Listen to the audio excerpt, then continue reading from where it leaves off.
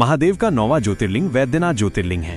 वैद्यनाथ ज्योतिर्लिंग की कथा किसी साधारण मंदिर की कहानी नहीं है। ये वो स्थान है जहां भक्ति, बलिदान और वरदान तीनों एक साथ जन्मे। कथा शुरू होती है त्रेता युग में, जब लंका का राक्षस राज रावण शिव भक्तों में सबसे प्रबल हुआ। रावण ने संकल्प लिया कि वो शिव को लंका में स्थापित करेगा ताकि उसकी नगरी अजेय बन जाए। इसके लिए उसने घोर तप किया, वर्षों तक निर्जल निराहार केवल ओम नमः शिवाय का जप। शिव उसकी भक्ति से प्रसन्न हुए और बोले, रावण वरदान मांग। रावण बोला, मुझे स्वयं आपको ही लंका ले जाना है महादेव, मैं आपको अपने राज्य में स्थापित करूंगा। शिव बोले, ठीक है, मैं तुम्हारे साथ चलूंगा, लेकिन एक शर्त है। ये ज्योतिर्लिंग मैं तुम्हें दे रहा हूं, रास्ते में इसे कहीं धरती पर रख दिया तो ये वहीं स्थिर हो जाएगा, फिर मैं वहीं रह जाऊंगा। रावण ने हामी भर दी और शिवलिंग को लेकर दक्षिण से उत्तर की ओर चल पड़ा।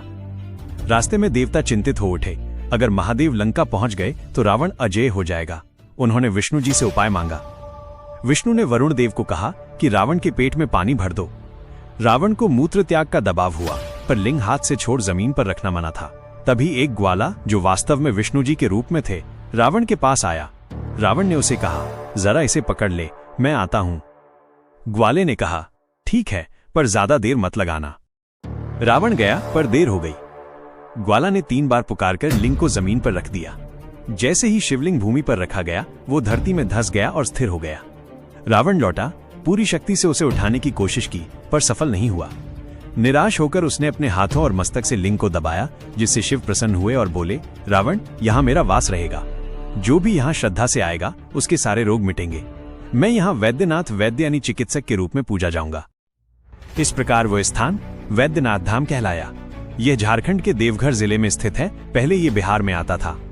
ये 12 ज्योतिर्लिंगों में से एक है और इसे कामना पूर्ण करने वाला ज्योतिर्लिंग भी कहा जाता है।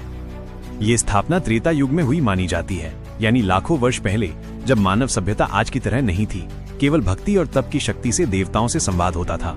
तो हाँ, देवघर का वैद्यनाथ न केवल शिव का रूप है, बल्कि आरोग्य और मुक्ति का संगम है, जहाँ रावण की भक्ति और भगवान की करुणा मिलती है।